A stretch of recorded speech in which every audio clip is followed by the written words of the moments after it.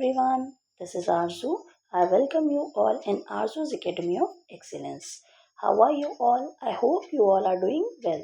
So students, जो आज हम वीडियो डिस्कस करने वाले हैं वो रहेगा जितने भी KVS हैं, NVS हैं, CBSE स्कूल्स हैं उन सब के लिए, ये उन सब के लिए यूज़फुल वीडियो रहेगा क्योंकि आज हम डिस्कस करने वाले हैं संस्कृत की लर्नर्स डायरी जो रहेगी 6th क्लास के लिए। तो कक्षा षष्ठी शिक्षार्थी पत्रिका और उसका चैप्टर रहेगा चतुर्थ पाठ और चैप्टर का नाम रहेगा अहम च त्वम च। तो इसी सीरीज में अभी तक हमने 6th क्लास के जो हैं वो 3 चैप्टर्स डिस्कस कर लिए हैं। अगर आपने नहीं देखे हैं तो आप जा करके देख सकते हैं। तो शुरू करते हैं। फर्स्ट पॉइंट डाल के आप हेडिंग लिखेंगे अस्मात् पाठात् मया किम अधिगतम।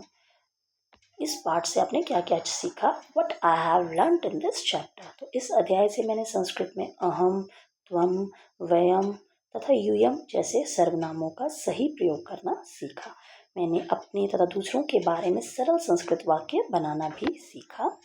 इस अध्याय के माध्यम से एक वचन और बहुवचन का प्रयोग समझ में आया। मैंने संस्कृत में सरल प्रश्नों के उत्तर देना भी सीखा। नए शब्दों का अर्थ और उनका सही उच्चारण जानने का मुझे अवसर मिला। देन अब मैं अपने मित्रों का परिचय संस्कृत में दे सकता हूँ या सकती हूँ।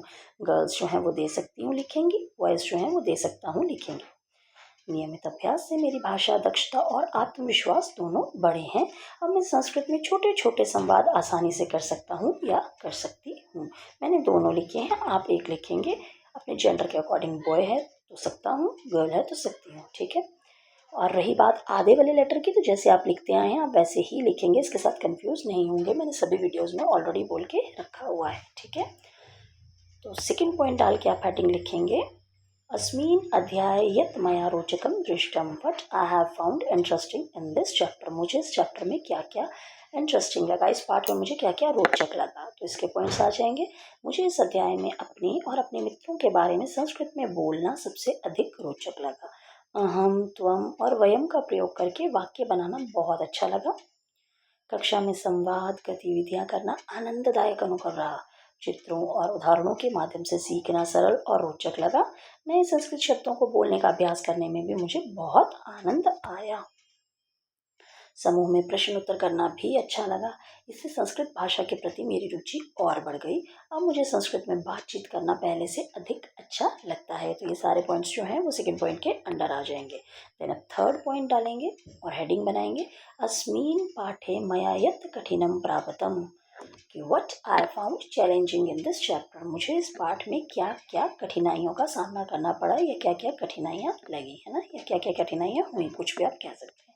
तो पॉइंट्स आ जाएंगे आपके। शुरुआत में विभिन्न सर्वनामों का सही प्रयोग करना मेरे लिए थोड़ा कठिन था। एक वचन और बहुवचन के अनुसार सही शब्द चुनने में भी मुझे कभी कभी भ्रम होता था। देन कुछ नए संस्कृत शब्दों का उच्चारण भी चुनौतीपूर्ण लगा। सही वाक्य बनाते समय अभ्यास की आवश्यकता महसूस हुई। संस्कृत में प्रश्नों के उत्तर देना भी शुरुआत में कठिन लगा।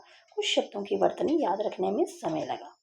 देन शिक्षक के मार्गदर्शन और नियमित अभ्यास से मेरी कठिनाइयाँ धीरे धीरे कम हो रही हैं। अब मैं अधिक आत्मविश्वास के साथ संस्कृत में बोल और लिख सकता हूँ या सकती हूँ। गर्ल्स लिख सकती हूँ, बॉयज़ लिख सकता हूँ। तो स्टार्टिंग में आपको प्रॉब्लम आती है, लेकिन जब आप प्रैक्टिस करते हैं किसी चीज़ की और आपको टीचर की प्रॉपर गाइडेंस मिलती है तो वो चीज़ें जो हैं, जो आपको कठिनाइयाँ आ रही थी, जो चैलेंजेस आप फेस कर रहे थे, वो धीरे धीरे जो हैं कम होना शुरू करते हैं और आप उसको ओवरकम कर जाते हैं धीरे धीरे, ठीक है। तो ये आ जाएगा आपका third point. Then comes fourth point. Fourth point जो रहेगा उसकी हेडिंग आप डाल के लिखेंगे अस्य पाठस्य रोचकतां वर्धयितुं वयं किं कर्तुं शक्नुमः। ठीक है, what I can do more to make this chapter interesting. तो मैं इस चैप्टर को और इंटरेस्टिंग बनाने के लिए क्या कर सकता हूँ और अधिक रोचक बनाने के लिए क्या क्या कर सकती हूँ या कर सकता हूँ, है ना। तो मैं प्रतिदिन अहम, त्वम, वयम और यूयम का प्रयोग करके छोटे छोटे वाक्य बनाऊंगा या बनाऊंगी। अपने मित्रों के साथ संस्कृत में बातचीत करने का प्रयास करूंगा या करूंगी। अब जैसे मैं गर्ल हूँ तो आप देखना, आपको कन्फ्यूजन नहीं होगा कैसे आपको लिखना है।